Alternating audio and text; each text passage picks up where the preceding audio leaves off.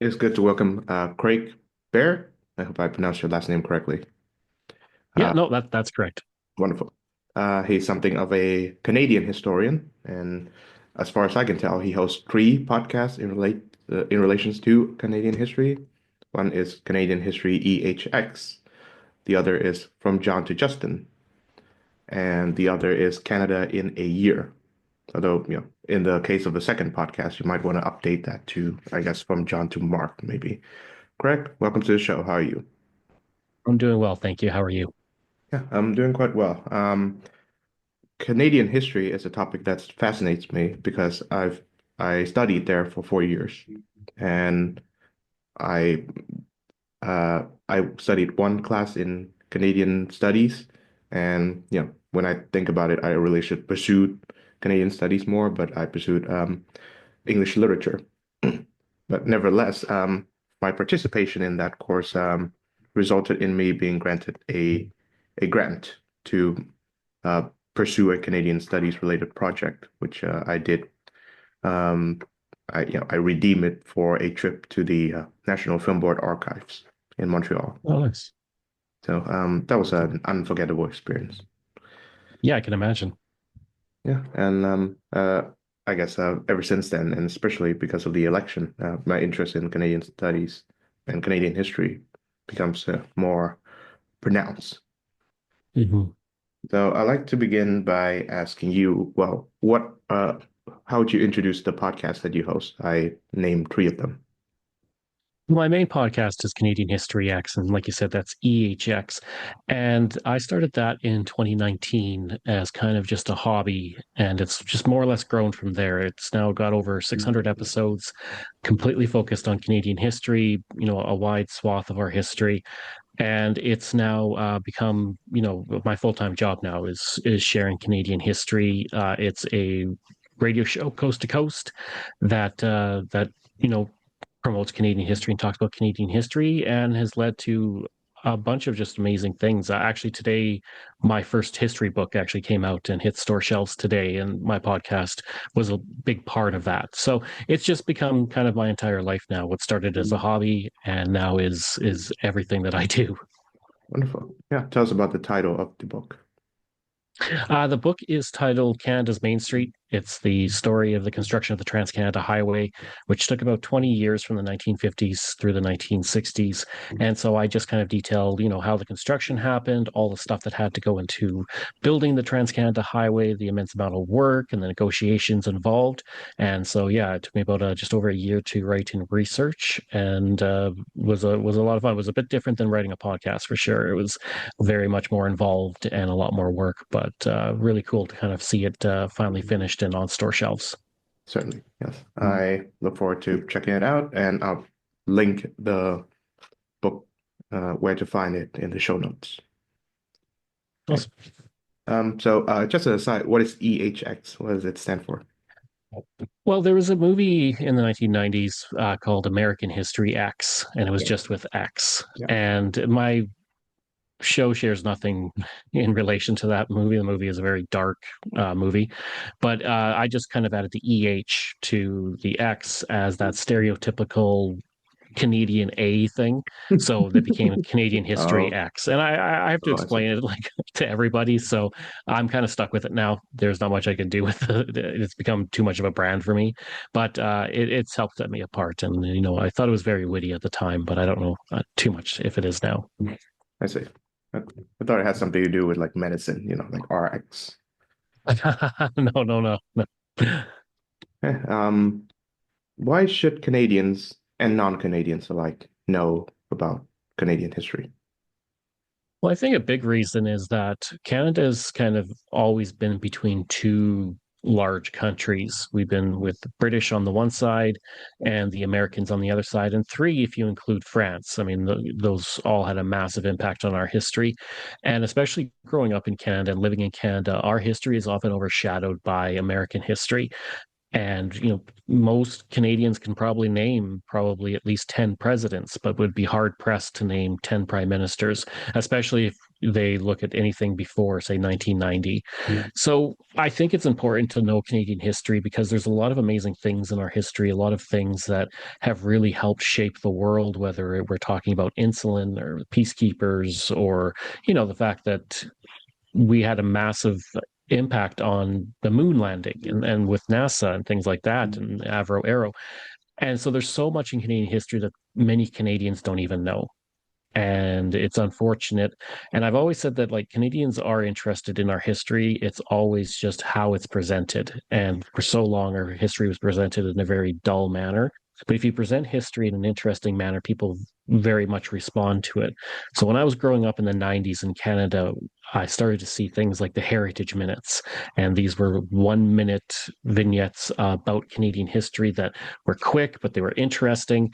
And that really showed me that it was how you presented history to people that would get them interested. And that's what I try and do with what I do now, so that people can know more about their history, know where we came from, learn from our history, and use that going forward. Yeah, I'm familiarizing myself with the works of Donald G. Creighton. I understand he's one of Mhm. the greats amongst the historians. Yeah, absolutely. He is. For me, the probably my biggest influence was Pierre Burton, who wrote about 50 history books and really helped popularize Canadian history with his works. So, reading his books really showed me a lot of Canadian history and really how to present it to people. And then I kind of just tried to adapt that to the online and social media world. What is the one Canadian historical event that really got you into the subject? I don't know if there is one specific because there's so many things in Canadian history that just really kind of interest me and like I really like the fur trade era. My favorite historical figure is David Thompson, who was an explorer who mapped a lot of the Canadian West. But there's other stories like the Halifax explosion that really kind of intrigued me because where I am in Alberta, so that would be out in Western Canada, a lot of people don't know about the Halifax explosion, which was the largest man made explosion in human history until the atomic bomb. So it was a 2.9 kiloton explosion. It kind of flattened Halifax, killed 2,000 people and injured 9,000. And it happened when a ship collided with a munitions ship in Halifax Harbor on December 6, 1917. And that munitions ship lit on fire and then exploded into this just immense explosion. And so a lot of people out here didn't really know about that. And I thought that it really showed that our Canadian history is being taught in a very regional manner. And when I was growing up in Western Canada, I learned a lot about Louis Riel and the Northwest Resistance and the Riel Resistance. So my introduction to Canadian history in school was very Western focused, but I knew nothing about the upper and lower Canada rebellions in present day Ontario and Quebec, or the Halifax explosion, or all these other things.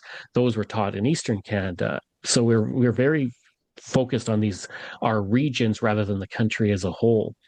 And so learning about the Halifax explosion kind of showed me that there's all this other history outside of Western Canada that I need to learn about, and definitely kind of helped pique my interest. And that was also a heritage minute, a very famous heritage minute. And again, that those really had a massive impact on my career and who I am. Certainly. Yeah.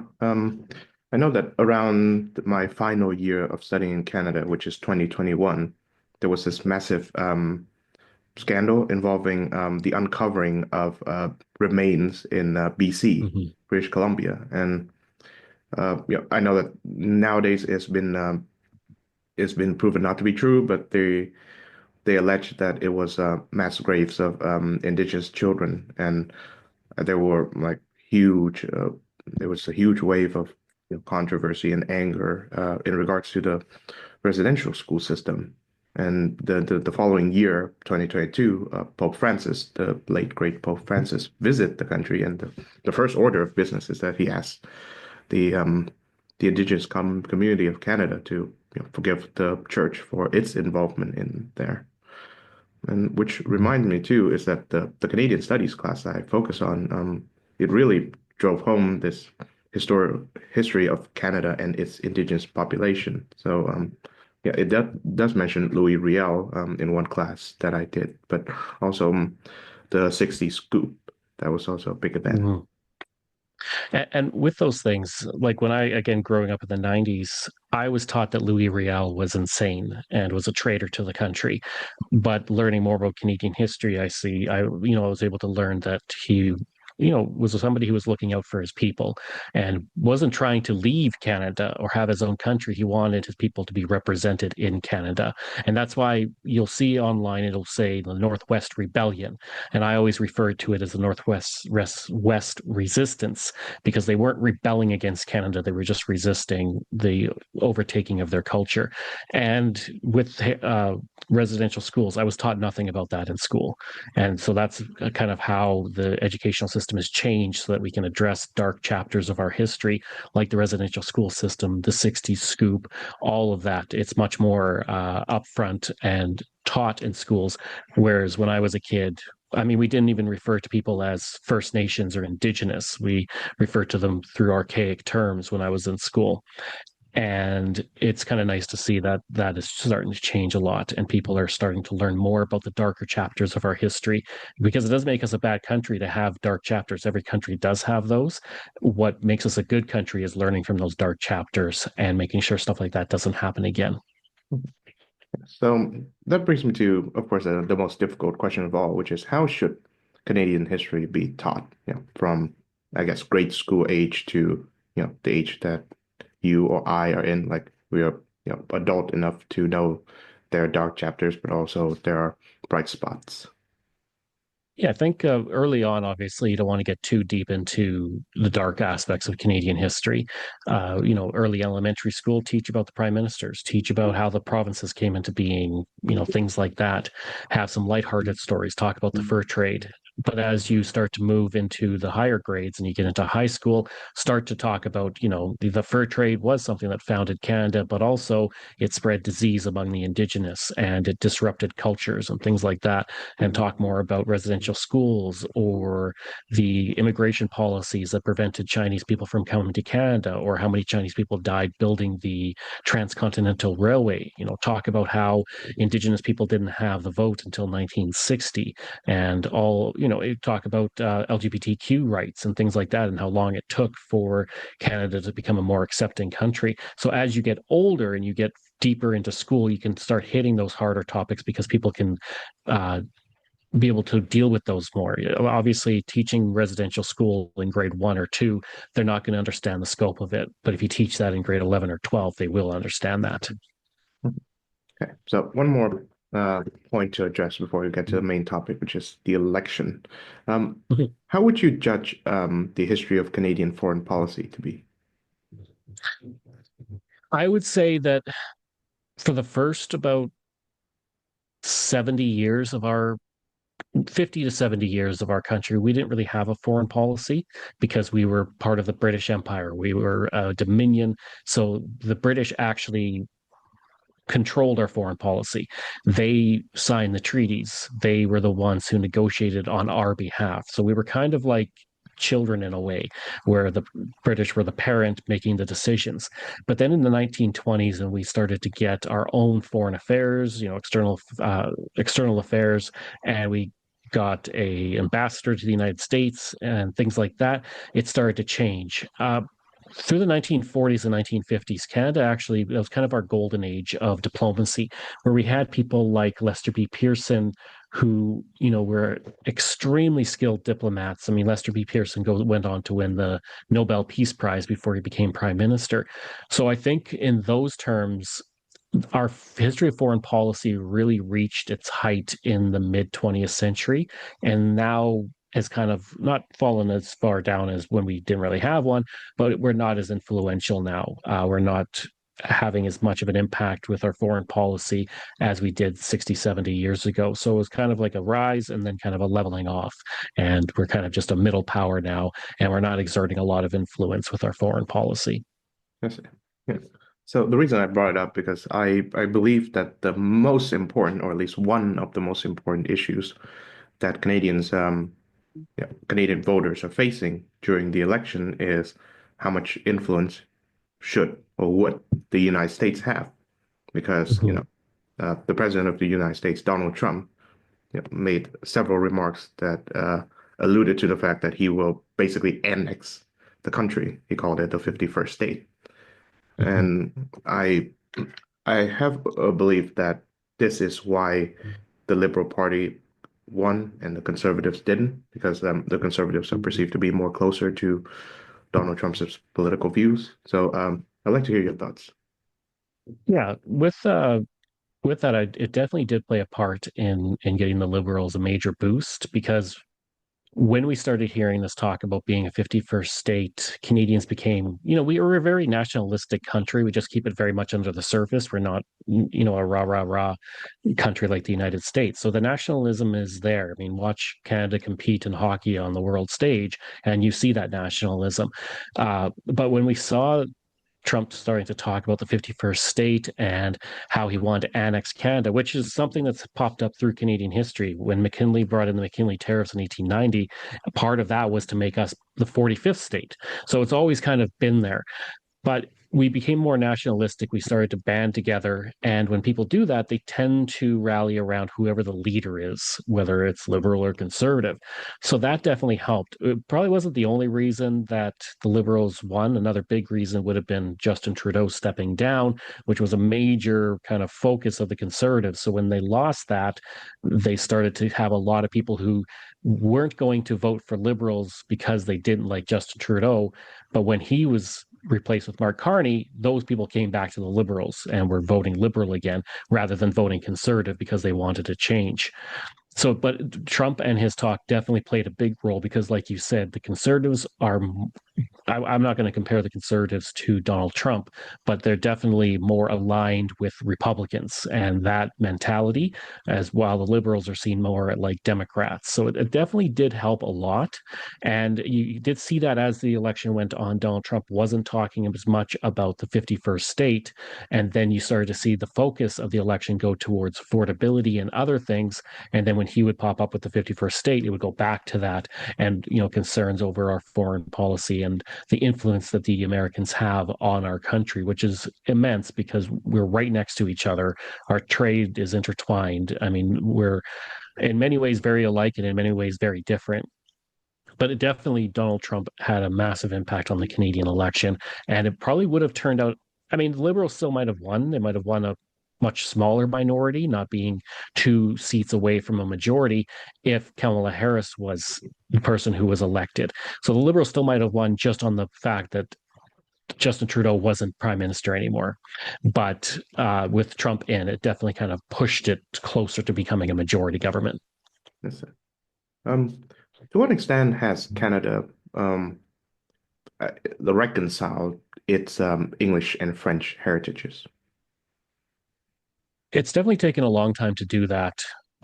Because I mean, beginning in the 1970s, you started to get more of a separatist movement starting in Quebec, and that came after the Quiet Revolution in the 1960s. So for much of Quebec's history, the Catholic Church very much controlled almost every aspect of a person's life, from school to hospitals to even just children attending movie theaters. They couldn't do that if they were under 16 for about 30 years. And then the Quiet Revolution happened in the 1960s, and you saw Quebec become more progressive and open itself up more, and the strength of the Catholic Church decreased immensely. And then that brought in things like separatism. And so we went through two referendums for Quebec independence in 1980 and 1995, and both lost, but very, very closely. So we've kind of worked over the past 25 years to really address the French and the English aspects of our history. That's why we're a bilingual country. We have both French and English as an official language. But there's still obviously a lot of work to do with that. But when we look at Canadian history, it is French and English for the most part, and Indigenous. So there's these three pillars to our history, and we've been trying to work very hard to represent all of those. And with Indigenous, we're starting to do that with Truth and Reconciliation and the things that we're doing to recognize Indigenous history. And with French and English history, it's been a long process over the course of especially the 20th century of trying to balance that out, because you have one portion of the country that is very French and then the rest is very English with pockets of French in various areas. So you're just trying to represent both of that, and I try and do that with my history. I don't want to just focus on English history or English Canada history. I focus on French history as well. That's why with my work I started to learn French so that I can actually pronounce names properly and represent that properly. And I think there's a lot of other people who do the same. I mean, we do learn French in school, but once you get to grade six, that's you can choose what you want to learn after that. You don't have to learn French. So we do definitely try and reconcile our history between French and English, but there's still that work that has to be done with that. But it's definitely much better than in the past when we were banning French in schools and banning Catholic instruction and things like that. So we're definitely improving over the past century. Yeah, certainly. Yeah, speaking of Catholicism, I understand that one of the most influential anti-Catholic tracts were published, I believe, by a Canadian person, Maria Monk, and her confessions in the Hotel Dieu in Montreal. Oh, actually, I don't know too much about that. Yeah, or at least, yeah, it was proven to be an entire hoax, but she said Mm. her memoirs or memoirs in uh, that place, Hotel du Nunnery, and she alleged all sorts of crazy things that Catholics allegedly do and believe in. So, Yeah, and definitely in Canadian history, especially in the West, there has been kind of an anti-Catholic motivation. The Manitoba schools question in the 1890s was actually the Manitoba government banning Catholic instruction and French instruction to limit the influence of French speakers in Manitoba. And there was quite a lot of them because of the Métis. And that, eventually leads to the downfall of the prime minister because it becomes such a big issue. And Ontario did the same thing. But obviously now that's not something that it's much more equal. I mean, where I am, there's a Catholic school just down the road from me in Alberta, so it's definitely something that we're trying to work on. And I think we're a bit better than the United States between Protestant Catholic kind of stuff. Carney is Catholic, and we've had a lot of Catholic prime ministers, whereas the United States, I think, has had like two Catholic presidents, and everybody else has been Protestant. yeah, certainly. Um, Speaking of Quebec, how has the province recovered from the Duplessis years? Yeah, Maurice Duplessis was definitely a piece of work. Some people see him as somebody who was, as this great person who really championed Quebec, and then other people see, Le Chef as somebody. It was a dark age, and it's no surprise that when he died in office in 1959, that's kind of when the Quiet Revolution begins, because he had essentially ruled Quebec with an iron fist for the better part of about 20 plus years, and was very anti-communist, very anti anything outside of Quebec.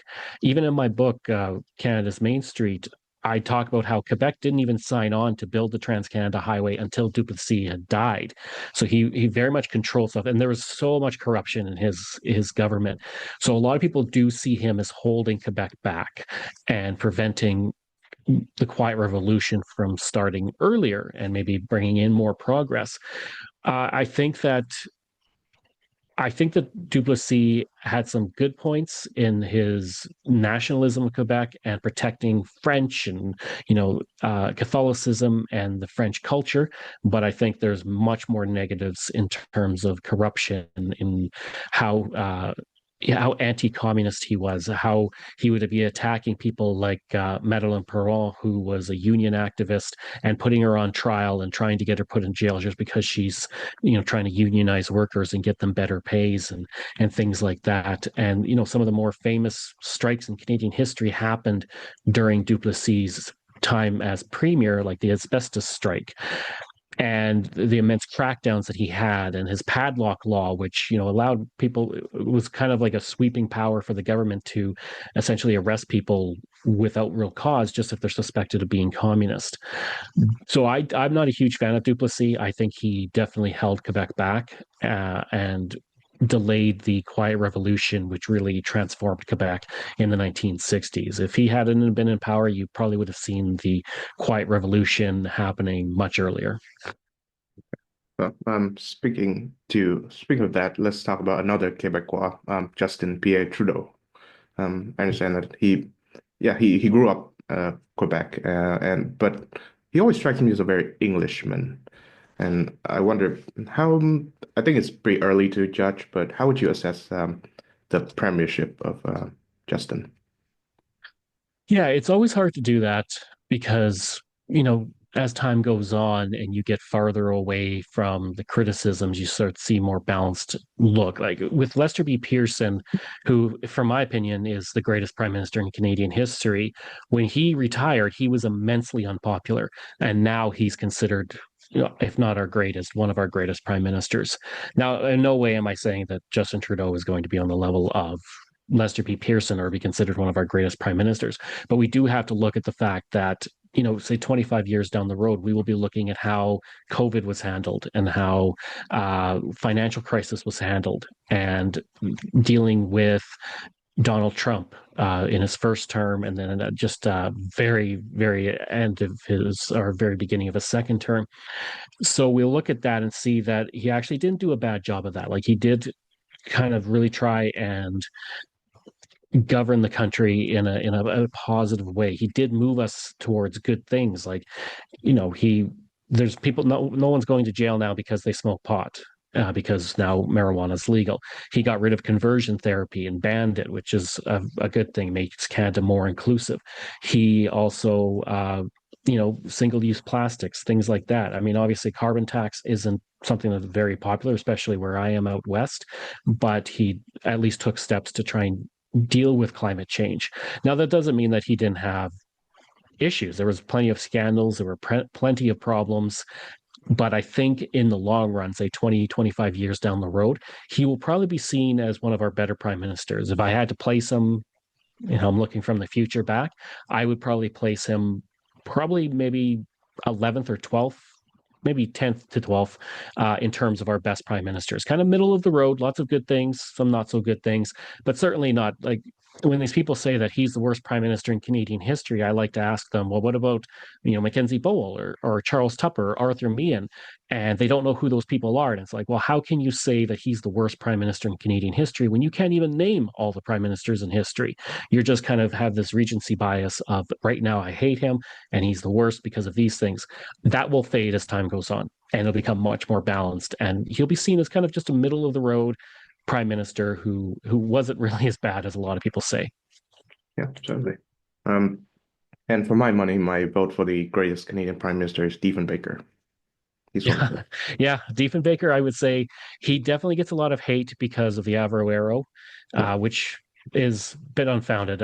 Whenever I post about the Avro Arrow or Diefenbaker, somebody just yells that Diefenbaker killed the arrow, but he definitely was only a small part of that. That was going to be canceled no matter what. But like with the Bill of Rights, bringing in the vote to Indigenous people, the first female cabinet minister, he was very inclusive and really helped a lot of things, changed our immigration policy. I would probably put Diefenbaker, yeah, probably top five, maybe four, but five, six, or four, one of those. Yes. And um, do you forecast the level of friction between Diefenbaker and the United States today with Carney and the Donald? I think that with Diefenbaker, he got along very well with Eisenhower. They liked to go fishing together. They would actually talk to each other on the phone. That changed with John F. Kennedy. John F. Kennedy couldn't stand Diefenbaker. He found him boring. He didn't like his anecdotes, and he much preferred Lester B. Pearson because Lester B. Pearson by the 1960s had this cachet around him as this great diplomat, a Nobel Prize winner, and JFK much preferred him. Uh, I would say that now is a bit different. Back then, it was kind of neither person liked each other. Diefenbaker didn't like JFK because he found him brash and too young and, egotistical. Whereas now I think Carney doesn't like Trump because Trump's trying to annex the country. Obviously, JFK never tried to do that. I also don't think that Carney really respects Trump, and Trump I don't think likes anybody. I think he just dislikes everybody and thinks that he's smarter than everybody else. So I think that we're probably seeing a bit more animosity now than we would have seen back in those days. Like we're not going to see something to the level of friendship like we had between Ronald Reagan and Brian Mulroney, where they're singing together on TV. This, what I would say, is more like Pierre Trudeau and Richard Nixon, who did not like each other, who criticized each other. Nixon would call him names in private. That's where I would see it more like rather than Diefenbaker and JFK, which was more a generational thing. He didn't like the young guy didn't like the old guy, that kind of thing. Okay. Would Canada benefit if the Prime Minister and the President get along together, or uh, would be benefit if they do not? Yeah, I think it kind of depends on what you're looking at. Like going to Mulrooney and Ronald Reagan, there were benefits to that. Brian Mulrooney, I think today people don't see the good that he did with the environment. He was a very environmentally conscious prime minister, and he used his friendship with the United States to get things enacted to help. I mean, when I was a kid, I grew up hearing about acid rain, and acid rain was going to be this horrible problem. Acid rain's not a problem anymore because Brian Mulrooney went to Ronald Reagan, used that friendship, and was able to negotiate an acid rain treaty that helped fix that problem. It was, Brian Mulroney also used his influence with Ronald Reagan with the Montreal Protocol to get, all those bad compounds banned so that we could repair the ozone layer. So I think when you have stuff like that, it definitely helps. Now, you can say that the NAFTA and the free trade agreement maybe didn't help Canada as much as it could have because a lot of our industry went elsewhere to the United States or Mexico. But when you have a good relationship, you can get more done that's beneficial for both countries. But when you don't have a good relationship, when neither side likes each other, neither side is trying to help each other. And that's where you're not getting progress on trade deals or treaties or whatever it might be. Certainly.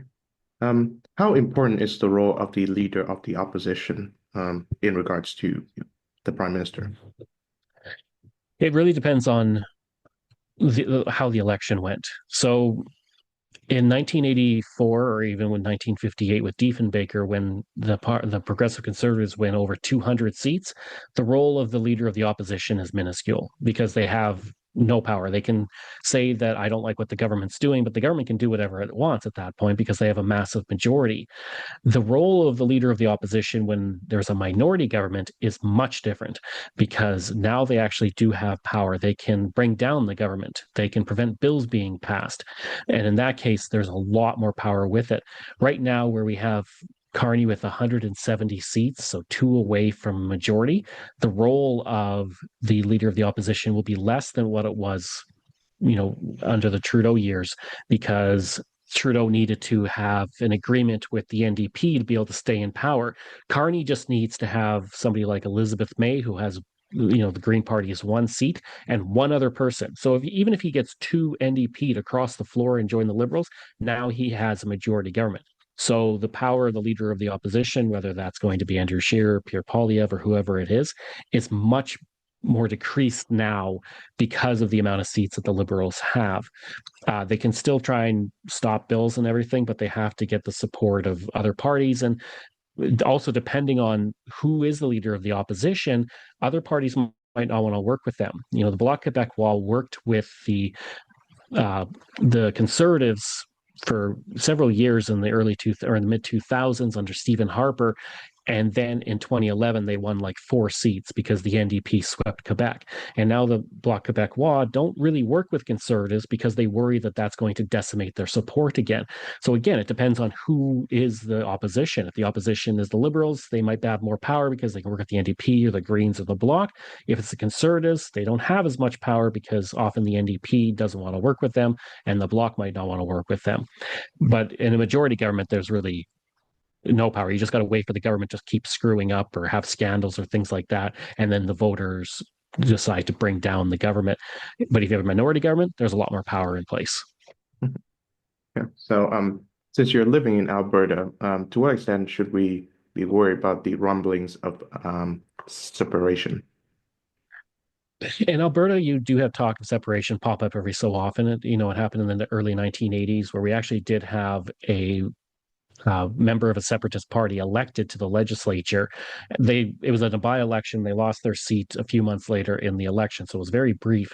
But you do have things like this pop up every so often. The difference now is back then you wouldn't have had somebody like Peter Lougheed giving any press to any talk of separatism, whereas now you have Daniel Smith actually giving press and talking about it and saying she doesn't support it, but at the same time making it easier for a separatist referendum to happen by lowering the amount of signatures, which comes just after the election. So it's very in tune with the fact the Liberals won. Now it's easier to have this vote. Whether that would actually happen, I don't think it would, because after the 1995 Quebec referendum, and how close Quebec came to leaving Canada by just a few thousand votes, you had things like the Clarity Act come into place. And that makes it much harder for a government to pull its province out of Canada, because it's not enough to just have 51% of the vote. You need a significant majority. So that could be 60% or 75% of the people have to vote to secede from Canada. And I don't think, I mean, even in Quebec, that a province that has had the centuries of its own culture and its history and being oppressed by, Anglophones, even it didn't get more than 50%. So I don't see how Alberta would. You might get 30% or something like that who would vote in favor, but the majority won't. We absolutely will have a referendum because there is enough, I think it's about 170,000 votes. There's enough people who would support separation to get those signatures, but I don't think that you'd actually have it. And then you run into a whole bunch of problems with the fact that Alberta is all treaty land. You have to negotiate with the First Nations. What do you do about federal or the national parks? Elk Island Park is about an hour away from me. It's a big square right next to Edmonton. Is that part of Canada or is it part of Alberta? And then you also have the fact that Alberta is a landlocked province. And I know people will say, well, we're entitled to having access to a port under international law. Well, Canada never signed that because there was no reason to, because we didn't have any countries we were surrounding. So there's a lot of things that have to go into place to actually separate even after the vote. And I don't think the vote would even pass to begin with. Right. Remind me again, are you based in Calgary or Edmonton? Just outside of Edmonton. Okay. Yeah. I'm a big Calgary fan. It's where one of my favorite wrestlers come from, Bret Hart. Oh, nice. Nice. Yeah, I was born in Calgary, but I spent most of my I grew up outside of Edmonton. Wonderful. Yeah. I wondered if history changed course and Quebec finally, got a chance to separate. Do you believe that it would be just annexed by the US the next year? I don't think so. I think that Quebec's a large enough province that it could probably survive on its own. It would make no sense that it would, unless the United States like used its military to take it over. There's no reason why Quebec would ever join the United States. I would operate it as its own country. Maybe it would kind of form some kind of union with the Maritimes, because if Quebec left Canada, it kind of leaves the Maritimes and Newfoundland by themselves on the other side. So that might cause them to join the United States, or maybe they'll form a union amongst themselves, or maybe they'll stay in Canada or join Quebec. But I wouldn't see Quebec being annexed by the United States shortly after. I don't think Quebec would ever leave Canada, especially now.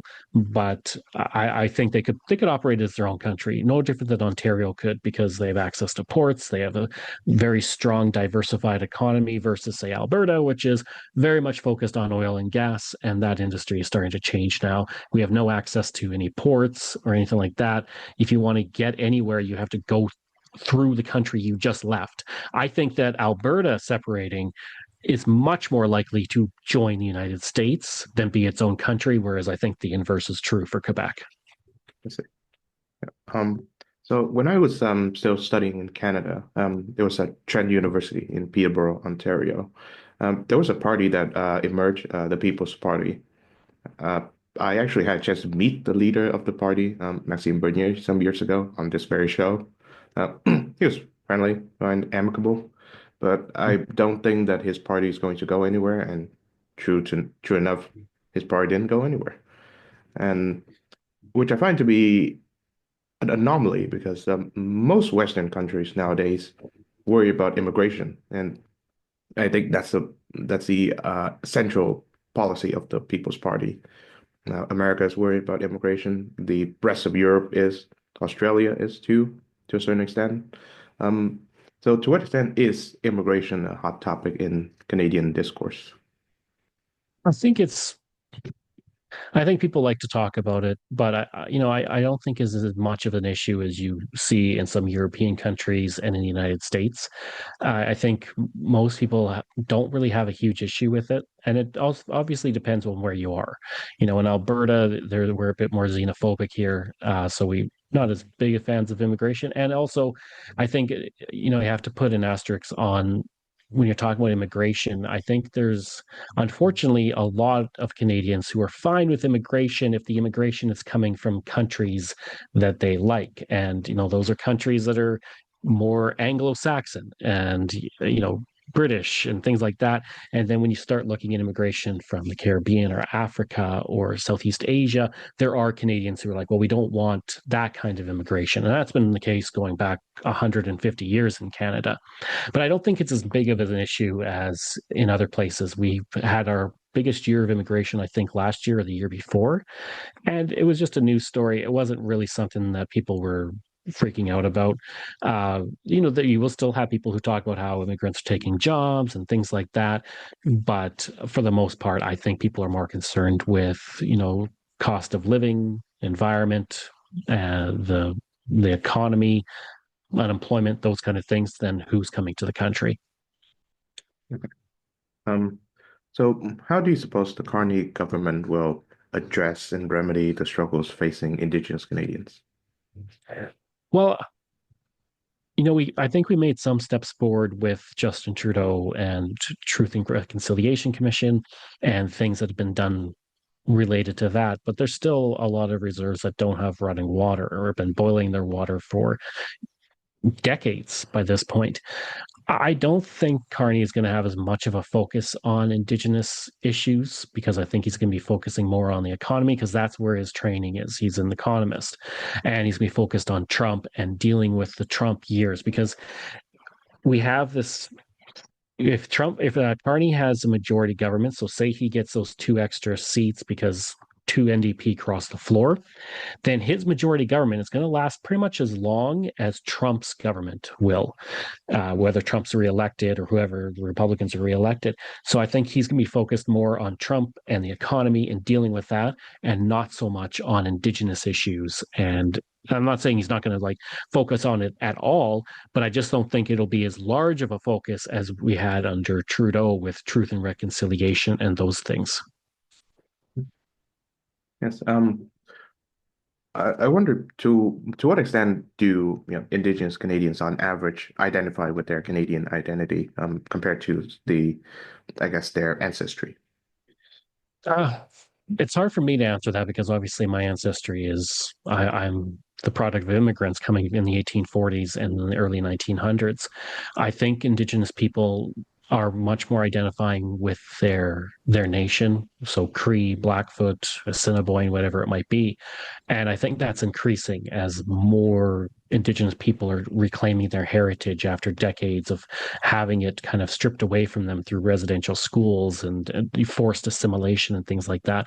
So I think it's increasing that they're identifying more with their Indigenous heritage rather than their Canadian heritage. And I think that's a good thing because it helps keep those cultures alive and, helps keep languages alive and their histories alive. I'd like to end on this note. What does it mean to be a Canadian? Uh, it's hard to define a Canadian. I like to say Pierre Burton said that a Canadian is somebody who knows how to make love in a canoe. And other people will say Canadian is like an American, but without a gun. So it's hard to define what a Canadian is because we're a multicultural nation. We are not a melting pot like the United States. We don't bring people in and then say, you are joining our country, you become like us. We try and ideally celebrate. I mean, it doesn't always work that way. People coming in and we say, your culture is now part of our culture, this grand mosaic. So I like to say that, Canadians are, I think, a Canadian, there's no real way to define a Canadian because there's just so many different types of Canadians out there. We're a microcosm of the world of all these cultures coming together to kind of make this beautiful tapestry of Canada and this nation coast to coast. I mean, you could just say that a Canadian is somebody who loves hockey because we love it more than anybody else. But I think it's really hard to define exactly what a Canadian is. Okay. I think on that note, we can end on. Thank you very much, Craig Baird, Yeah, for no joining the worries. show.